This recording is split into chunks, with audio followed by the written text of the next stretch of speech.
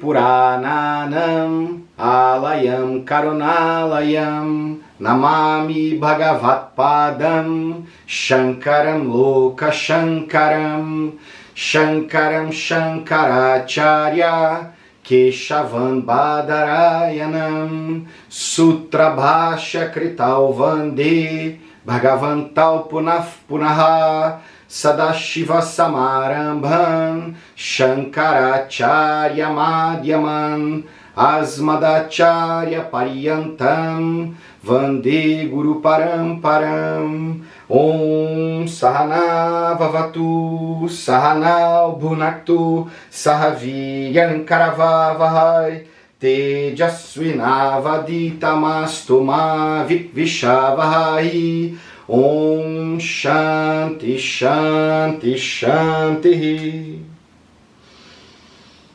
Então beleza, Luigi, seja bem-vindo.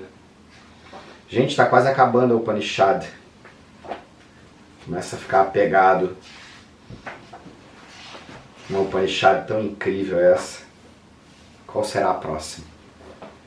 Sempre assim. O que vem pela frente? A Glória, sempre que ela vai fazer um retiro, um curso, quando ela vinha aqui para Mariscal, vinha aqui para Itajaí também, e também na Semana de Vedanta, ela demora pra caramba para definir o texto, né? A gente às vezes não fica sabendo, até poucos dias antes, texto a ser definido, o que deixa os estudantes sempre um pouco ansiosos, curiosos, né? O que vai ser falado. Mas o assunto é sempre o mesmo em Vedanta. O assunto é o mesmo, não tem... agora vai vir um texto que vai falar outra coisa, uma parte que eu nunca tinha escutado. Uma coisa totalmente nova, que eu nunca ouvi. Não vai ter. Se você escutar um texto de Vedanta, ali naquele texto vai ter tudo. E daí o outro texto que você escutar vai repetir, de um jeito diferente, mas vai repetir. Então, qual vai ser o próximo texto? Não importa. O conhecimento do eu é o próximo texto, que é a tradução adequada de Vedanta. O conhecimento do eu. Então agora, aqui na Mundaka Upanishad, que a gente está no terceiro capítulo, primeira sessão. Daí tem a segunda sessão e acabou.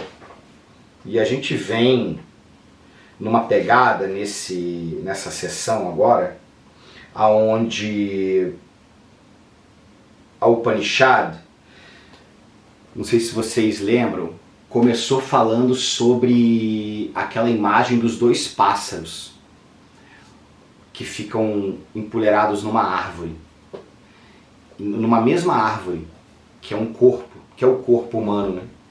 E esses pássaros, um dos pássaros come os frutos e um dos pássaros só observa. Esse que come os frutos, às vezes o fruto é doce, às vezes o fruto é amargo. Então ele está sempre naquela, sobe e desce. E o outro pássaro que só observa, esse está desidentificado dos movimentos. E ele está sempre brilhando, como se o sol que nunca fosse coberto por nuvem nenhuma. Enquanto que o outro pássaro, um dia tem tempestade, um dia o tempo está bom. Um dia tem tempestade, um dia o tempo está bom. E quando o tempo está bom, ele fica muito feliz. Quando tem tempestade, ele sofre.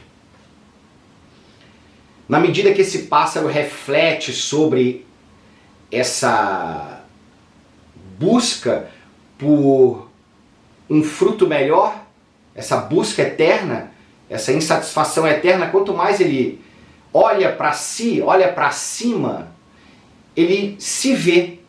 E ao se observar, agora do ponto de vista do pássaro observador, ele se aproxima. E quanto mais ele se aproxima do pássaro observador, mais ele percebe que ele é o observador e não o sofredor. e aí eventualmente conquista a visão. E aí, conquistando a visão, ele então se torna livre de sofrimento. Então você vê que o punch, igual piada, né? Piada tem o punch da piada. A Upanishad também tem esses punches. Ela quer pegar a gente. Por onde? Como que eu me torno livre do sofrimento? É o que todo mundo quer, né? Porque ninguém quer, tipo, um marido perfeito. Ah, você quer um marido perfeito ou uma esposa perfeita e sofrer? Não. Você quer o dinheiro e sofrer? Você quer o reconhecimento e sofrer? Não, você não quer nada. Você troca tudo pelo não sofrimento. Então, esse que descobre quem ele é, deixa de sofrer, a Upanishad falou. E aí ela começou a falar pra gente sobre as características dessa pessoa que deixa de sofrer, que é a pessoa que é sábia, né? Que ela é capaz de se reconhecer como aquele que vê, e não como tudo mais o que é visto. Porque o eu não tem forma, o eu não tem nenhuma característica. Tudo que tiver uma forma e uma característica não sou eu. Então, se eu vejo que eu mudei pra caramba, esse ano agora, eu mudei pra caramba, já esse ano começou agora. Que loucura. Esse ano passado, o meu corpo mudou. Se você olhar uma foto minha de 5 anos atrás e uma de agora, mudou muito. Eu consigo ver o objeto, consigo ver a transformação, consigo ver o corpo, consigo ver a mente, consigo ver várias características minhas, até valores. Até novas ideias. Então o sábio é aquele que se reconhece como o que vê, não como o que é visto. O Criador, a origem. Então, abandonando todos os frutos negativos e positivos de ações passadas, o sábio vive. Ou seja, o sábio é aquela pessoa que descobre que o eu mesmo, não fiz nenhuma ação no passado, nem nessa vida, nem em outras vidas. Então eu abandono todos os frutos das minhas ações. Porque eu não fiz ação. Quem fez ação foi esse equipamento, esse upadi, essa personalidade, esse espírito, que nada mais é do que uma semente de ignorância, tão real quanto um arco-íris. Nenhuma realidade. Então, abandonando, alcança a identidade como um absoluto. E aí ele disse que esse sábio, então, que conhece claramente quem ele não fala demais, ou seja, não é uma pessoa que tenha uma imagem do seu próprio ego como incrível. Não tem como esse corpo e essa mente serem incríveis. O incrível sou eu, o absoluto, não o relativo. Então, eu não fico por aí me vangloriando de mim mesmo, muito menos do conhecimento que eu tenho, que não foi criado por esse indivíduo, mas é um conhecimento que é a única coisa que existe, que sempre esteve aí. Então esse sábio brinca consigo mesmo, dá risada dos próprios defeitos. Porque se alguém falar por exemplo, se alguém falar assim pra mim, Bruno, você surfa muito mal. Você surfa muito mal. Então eu sabendo que eu surfo há 40 anos, eu não vou ligar. Não vou me identificar. Vou dar risada. Né? Essa pessoa não me conhece, ela está me confundindo. Ela pode falar que eu faço qualquer outra coisa mal, mas não esse negócio que eu faço há 40 anos, isso aqui eu aprendi a fazer. Pelo menos isso aqui eu aprendi a fazer. Daí então a mesma coisa o sábio. Só que o sábio para si mesmo. Quando eu me critico a minha mente, critico o meu corpo, critico a minha vida, critico os resultados que eu estou colhendo, eu dou risada de mim mesmo. Criticando o não eu.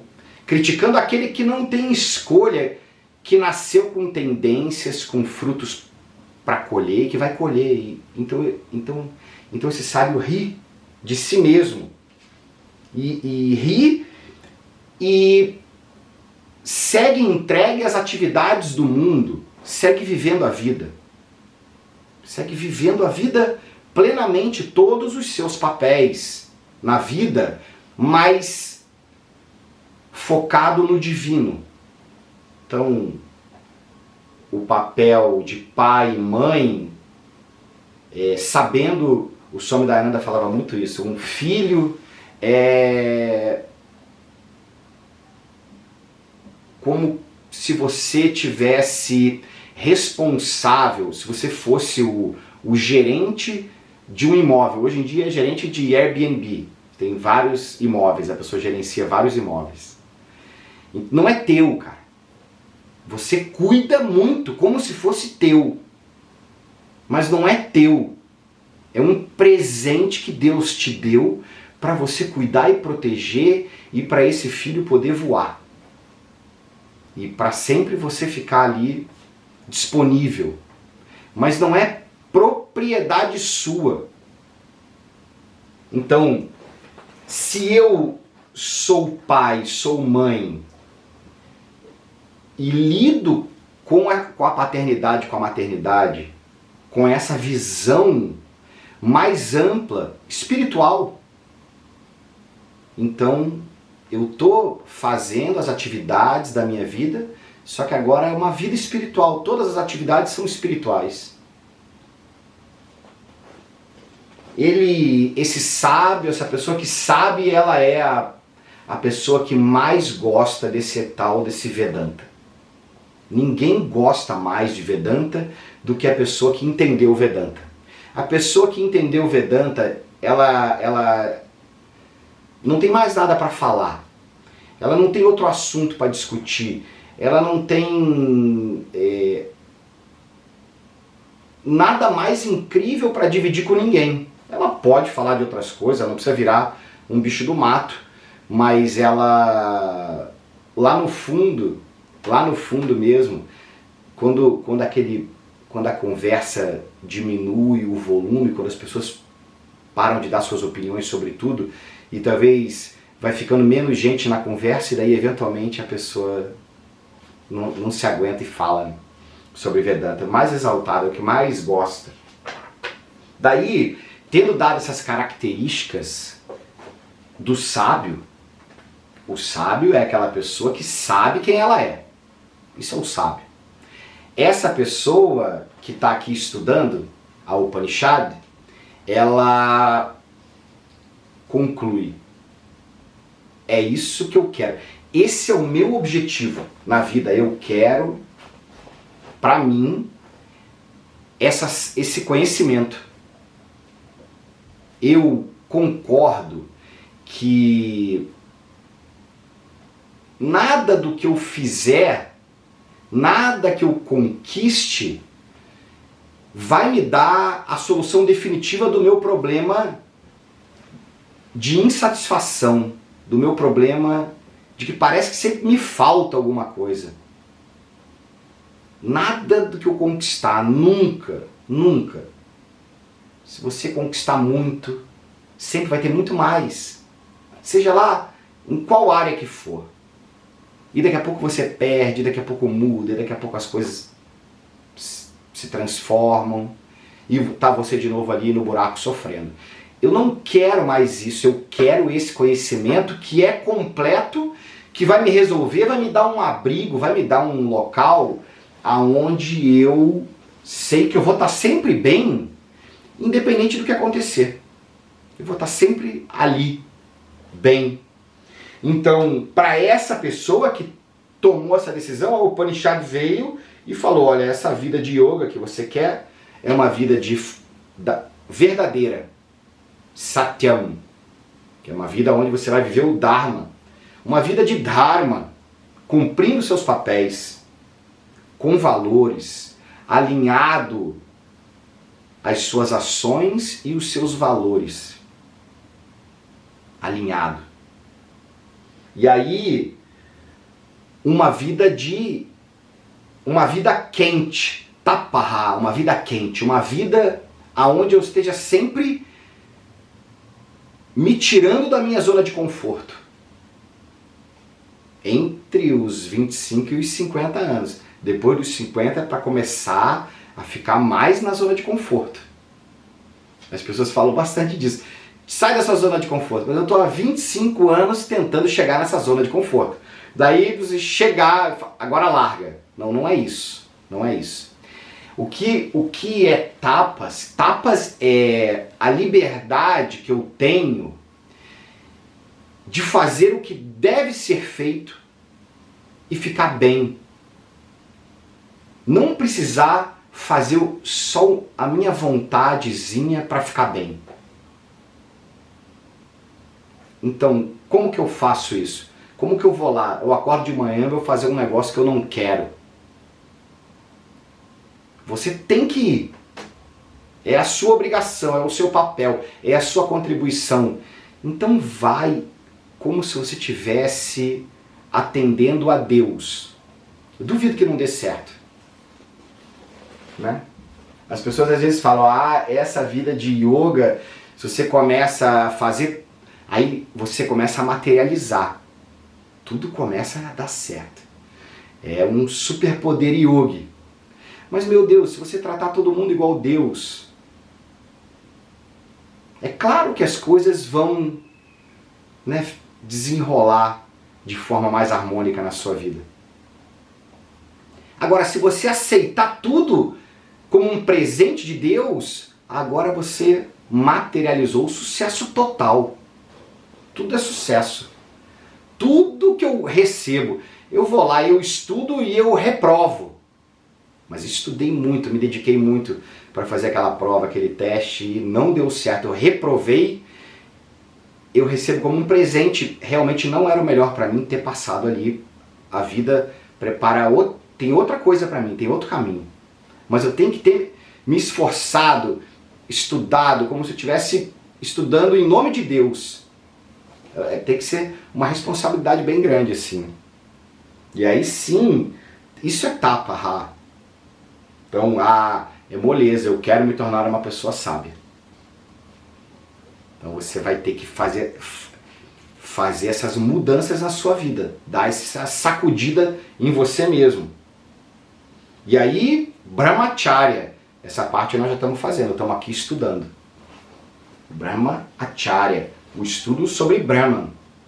Então, se você quer se tornar uma pessoa sábia, vive uma vida de Dharma, faz o que tem que ser feito, se esforçando para fazer, não só porque é fácil, mas porque tem que ser feito, estudando Brahmacharya e aí conquistando o conhecimento claro. Conquistando o conhecimento claro, que é um processo que demora anos, anos de Satyam, Tapaha, Brahmacharya, anos praticando essa vida de yoga, que nem eu falei em algumas aulas atrás, como se fosse a luz do dimmer que vai girando e vai clareando aos pouquinhos. A iluminação não é um quarto escuro e daí você vai lá e aperta o botão, estava tudo escuro e agora está tudo claro. Não é assim. É igual o dimmer, vai girando, girando, todo dia vai ficando um pouquinho mais claro. Então, na aula passada, a gente concluiu dizendo que os meditadores livres de desejo alcançam este conhecimento. O resultado dessa vida de yoga, que foi dito no 5, é a conquista de uma mente meditativa, que está sendo dito no 6. Essa pessoa que medita, ela é livre do desejo. Livre do desejo porque eu não preciso realizar o meu desejo para ser feliz. A minha felicidade não depende da realização dos meus desejos. Eu quero realizar os meus desejos, eu gosto de realizar os meus desejos, e quando eu realizo os meus desejos, eu fico bem. Que bom, não tem problema nenhum. Quando eu não realizo, eu também fico bem, sigo bem. Então agora eu sou livre do desejo. Não é que eu não tenha desejo. O maior desejo que existe é mumukshutvam, é o desejo pela libertação, pelo conhecimento. Então dizer que o yogi não tem desejo, não. O yogi é livre do desejo porque eu não dependo do desejo para ser feliz. É por isso que eu me livro dele. E aí chegamos aqui, onde a gente está agora, porque considerando que você viveu essa vida de yoga, que você conquistou essa mente meditativa, agora o Upanishad vai voltar a dar o conhecimento para a gente que vai fazer com que eu me torne uma pessoa sábia. Porque antes lá ele falou das características do sábio, a gente ficou com água na boca. Daí falou o jeito que eu tenho que viver a minha vida para conseguir entender, porque é uma questão de entender, não é uma questão só de fazer. Tem que fazer, mas é sobre entender. Então agora vai ser dito. Mantra 7. Este é vasto, autoevidente, e a sua natureza não pode ser pensada. É mais sutil do que o sutil, e brilha em várias formas. É mais distante do que o mais distante. É o mais perto aqui. Está disponível aqui mesmo, no intelecto, em todos os seres que vêm. Difícil de entender, né? É sutil e complexo e confuso e não me dá nenhuma referência. Como é que entende um negócio desse? Tem que estar calma. Tem que sentar na frente do professor e da professora e escutar. Para isso tem que estar calmo. Tem que estar sem dor. Muito difícil. Vou falar, você vai estudar Vedanta com dor no corpo, com dor na cabeça, com dor nos joelhos, com dor na lombar, com dor... É difícil. Com a mente agitada, um monte de problema, um monte de preocupação. É difícil. Tudo obstáculo. Eu não preciso de obstáculo. Já é muito obstáculo entender isso que está sendo falado. Então, ele fala que ele começa falando tá? E aqui eu acho interessante que tem mais uma diferença aqui na tradução da Upanishad do Vidyamandir e da tradução da Upanishad do Swami Dayananda. Tá vendo aqui? Tem os dois. Os dois em sânscrito, um em português, um em inglês. Aqui em português, o mantra fala assim, ou seja, vai explicar este. Este é vasto, é autoevidente, a sua natureza não pode ser pensada, é mais sutil do que o sutil, blá, blá, blá. Ele vai falando. Mas quem é esse este? Quem é esse este que está sendo mencionado aqui?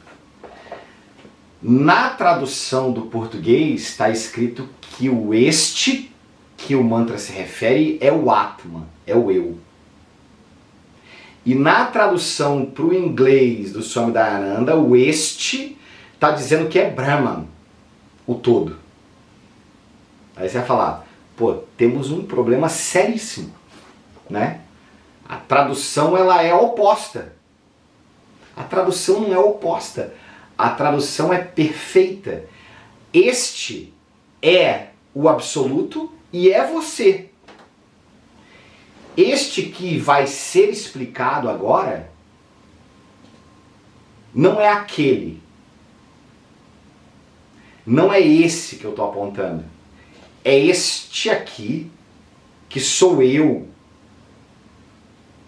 Que sou eu.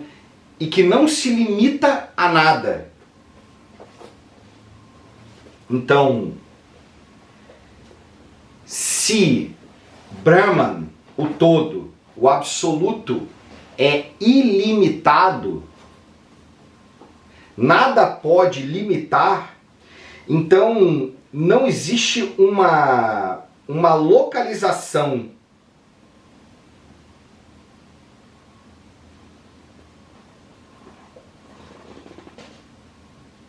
o eu, ele diz aqui no mantra que está aqui mesmo no intelecto.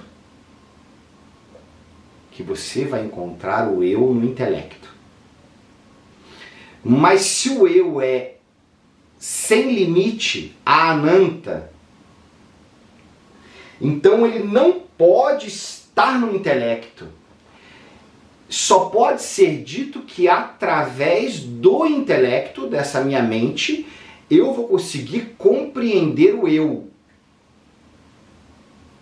Mas não pode ser dito que o eu está no intelecto. O intelecto é o corpo causal. Karanam Shariram. É aquele que toma a decisão, que faz a ação e que colhe o fruto da ação. Se eu falo para você, vamos à praia hoje, daí você vai pegar informações dos seus sentidos. Por exemplo, agora, você vai olhar para fora e vai ver que está escurecendo, não está mais calor, e o seu intelecto vai concluir: não é hora de ir à praia, não vou à praia. A mente, ela pega todas as informações externas, que horas são, a temperatura, meus compromissos, ela traz tudo através da lógica, da memória, e o intelecto decide. O intelecto diz: eu não vou à praia. Quando o intelecto decide não vou à praia, é uma ação, tem um fruto. O fruto da ação é colhido pelo intelecto. E esse intelecto, então, colhe o fruto nessa vida e em outras vidas futuras. Karanam Shariram, que é o intelecto, é o espírito que migra de um corpo para o outro. Então, o eu não pode estar no intelecto, ser o intelecto, mas é através do intelecto que eu compreendo o eu. Então, o eu não pode ter um conceito de localização.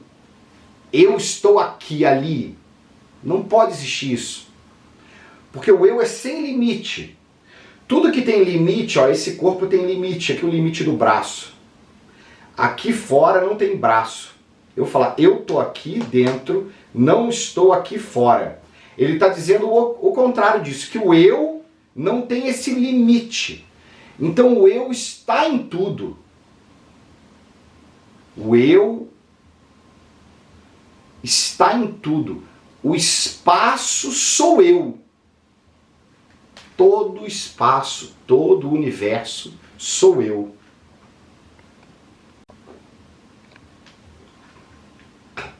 Mas eu não estou limitado nem ao espaço. Nem ao espaço. Ah, porque o eu é o espaço, então não pode estar em outro lugar.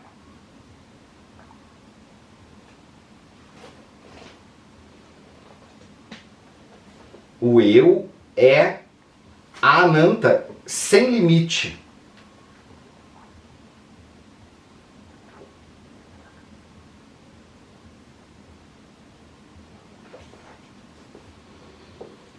O eu é divyam, divyam, auto-evidente, pura consciência. Não pertence a este mundo, divyam. Não pertence a este mundo.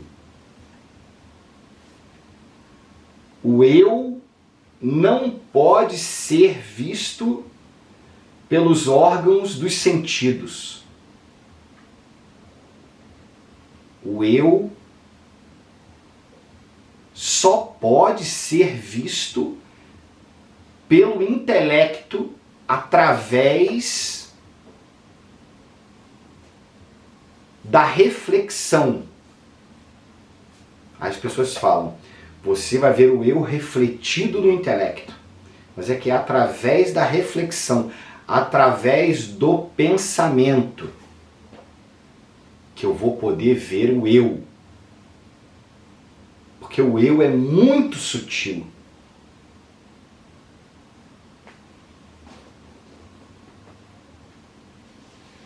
Ele diz aqui que a sua natureza não pode ser pensada.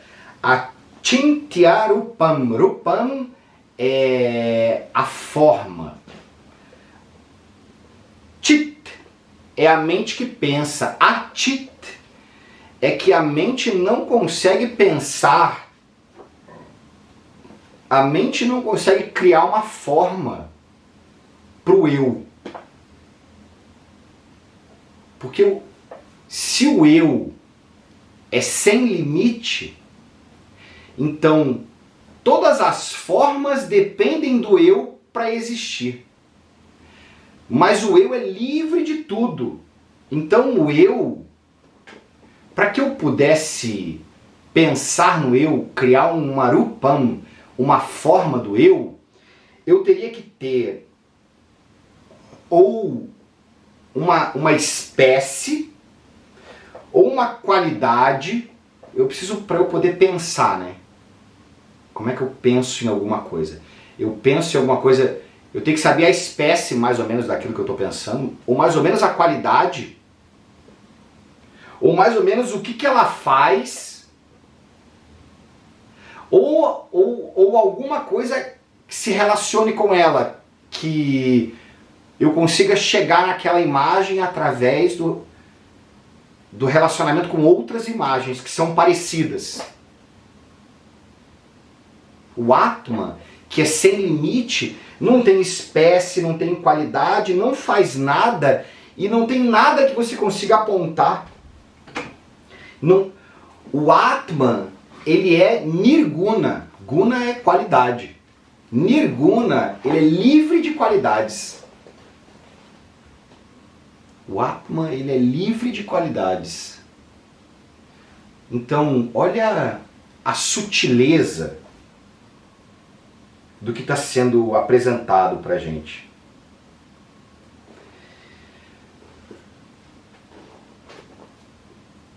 A consciência, pura consciência, que é o eu, não tem nenhuma qualidade, porque tudo que é visto tem forma, qualidade, faz alguma coisa, tem alguma relação com algum outro objeto.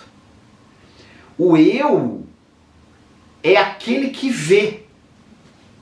Se é aquele que vê, não é aquilo que é visto. Por isso que o eu, apesar de não ter nenhuma qualidade, de não ter nenhuma forma, de não ter como você se relacionar, você não tem dúvida da existência do eu. Você tem dúvida da sua existência? Que a sua consciência está aí, que você é consciente, que você é vivo. Esse que está lá por trás iluminando tudo, que é a base de tudo, é desse que a gente está falando, que a gente não tem dúvida.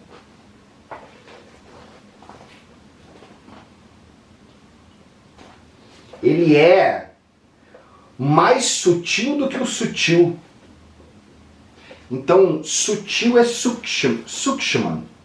o corpo sutil é tudo aquilo que eu chamo de eu, mas que não é denso, né? Então, os sentidos, o prana, a mente, o intelecto, tudo isso eu chamo de eu, mas não pode ser visto. Ele é sutil. A capacidade de ver, a capacidade de ouvir. Não o ouvido, nem os olhos, nem a boca. A capacidade de falar. Todo mundo tem boca. Tem gente que abre a boca e só de abrir a boca já fala uma barbaridade gigante. Tem outras pessoas que têm a mesma boca e tudo que fala é maravilhoso, perfeito. É uma capacidade sutil. A mente é uma capacidade. O intelecto é sutil.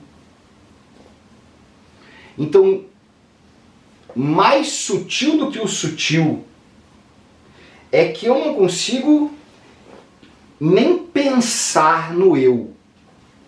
Porque o eu é o pensador do pensamento.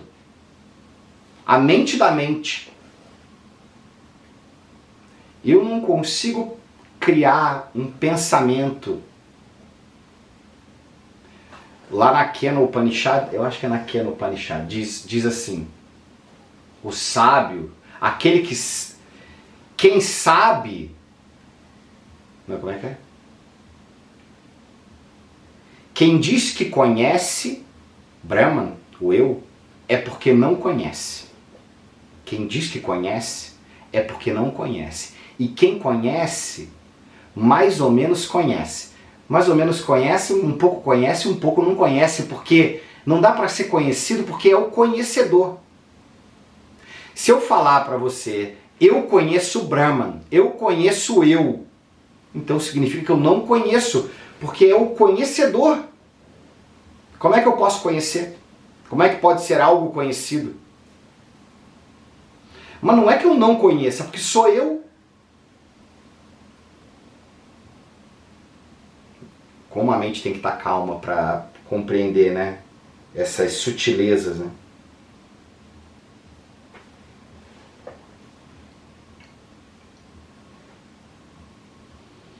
O que é sutil também? Por exemplo, partículas. O que tem de mais sutil na criação? É o átomo, o quartzo, o elétron, partículas, né? O mundo quântico.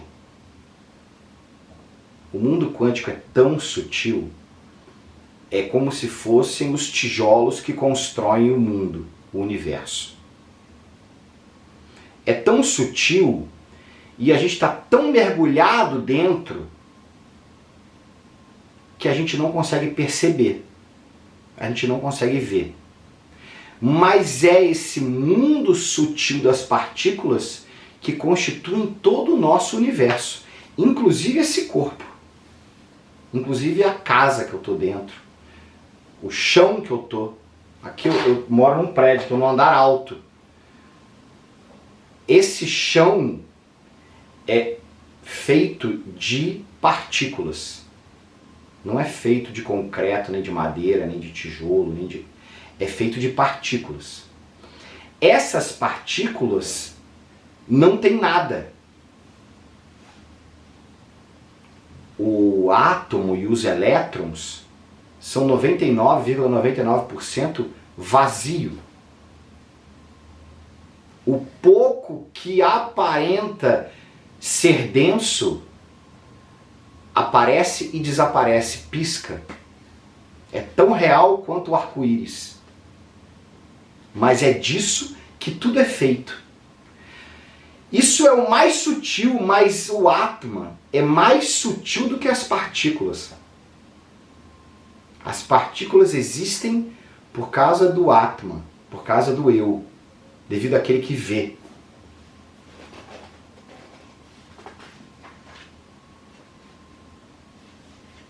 É mais distante do que o mais distante.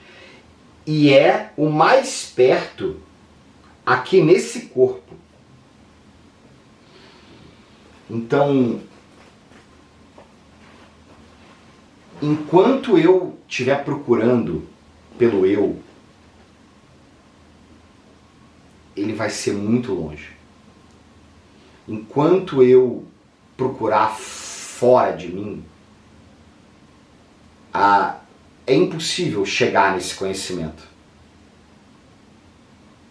Esse conhecimento, para que você conquiste ele, você precisa receber esse conhecimento. Um presente. Então, enquanto eu não achar a pessoa pronta para me dar esse presente, esse eu está muito longe. Muito longe. Por isso que falar sobre o eu, para quem não está estudando Vedanta, é perder tempo. É perder tempo teu, da pessoa, e também não é nem aconselhável. Só cria confusão, cria debate, coisa que não leva ninguém a lugar nenhum. Não resolve nada. Esse eu, ele é tão distante porque, para que ele seja revelado, é como se algo extraordinário tivesse que acontecer.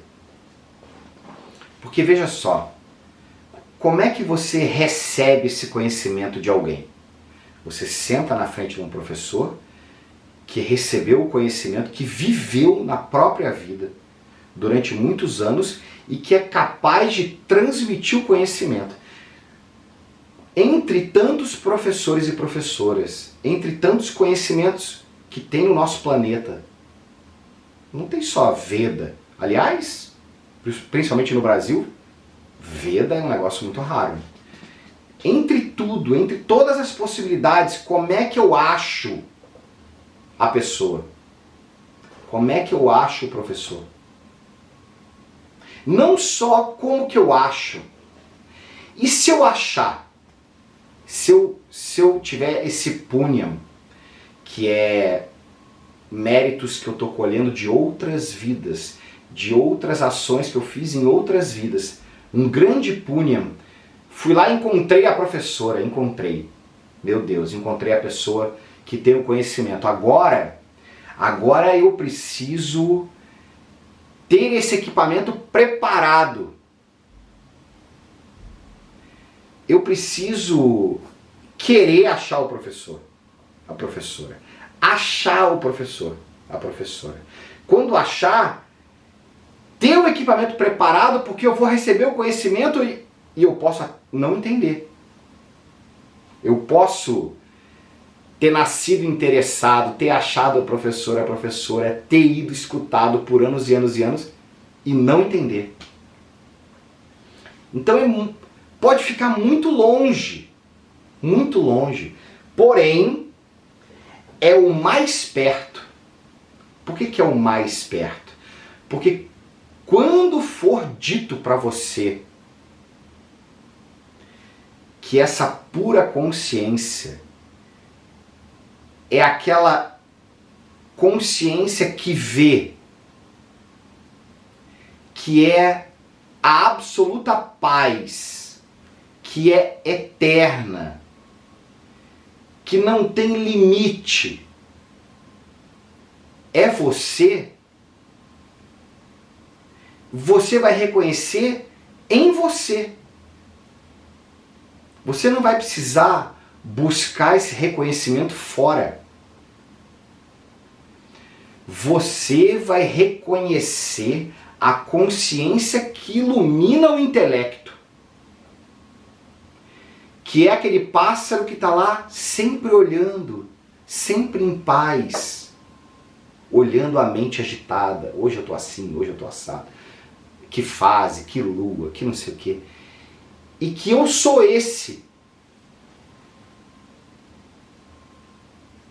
E eu vou reconhecer lá no intelecto, lá nessa caverna escura, secreta do intelecto. Não que esteja dentro do intelecto, mas que através do intelecto eu vou reconhecer.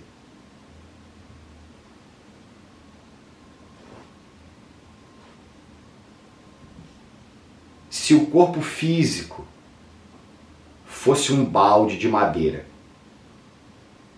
Imagina um balde de madeira bem velho, do corpo físico. Dentro do balde de madeira tem água.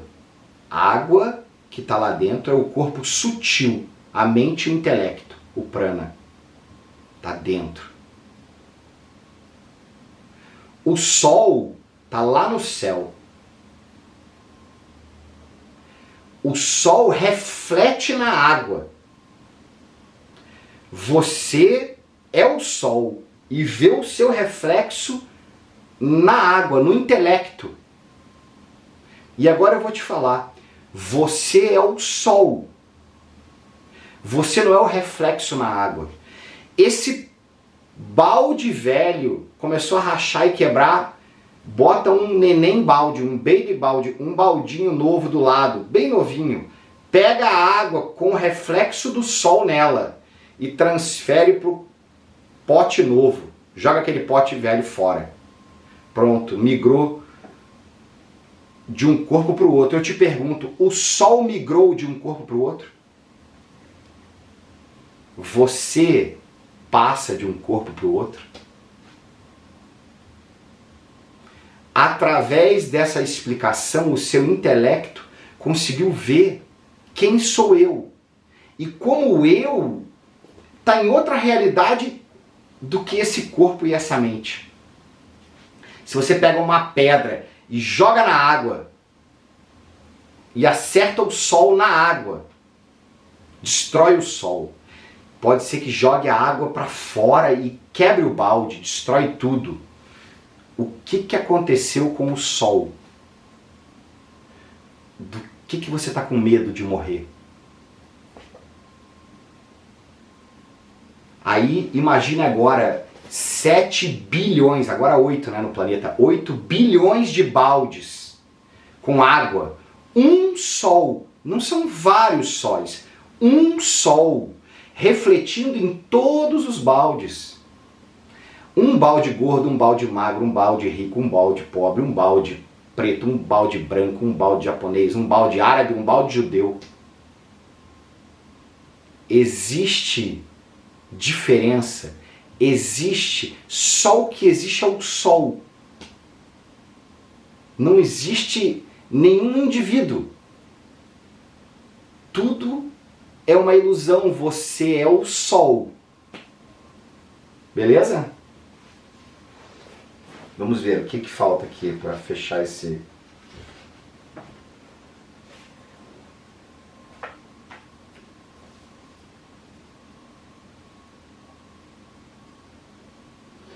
O Swami Dayananda faz um comentário aqui interessante.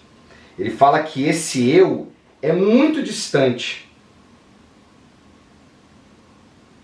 Que se uma pessoa senta embaixo de uma árvore e fica esperando que Brahman surja, então Brahman realmente é o mais distante entre os distantes. É muito difícil entender para uma pessoa que não está pronta, que não está abençoada por um professor que conhece a metodologia de ensino.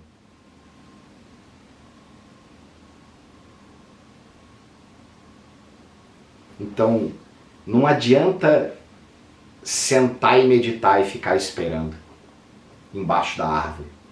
Alguém vai ter que te dizer, vai ter que ser um professor que conheça o método para ensinar. E o professor que conhece o método para ensinar é aquele professor que recebeu através do método. Não é que a gente faz um curso de metodologia de Vedanta. Eu aprendi da minha professora desse jeito que eu estou ensinando. Esse é o método. Beleza? Então, assim a gente vai, aos poucos, criando essa imagem que é uma forma que não existe, uma imagem que não é possível ser criada. E mesmo assim, eventualmente eu vou entender. E cada dia eu vou entendendo mais, e cada dia vai ficando mais claro. E a minha vida vai ficando melhor. Tá bom? Om Tat Sat. Mantra 7 foi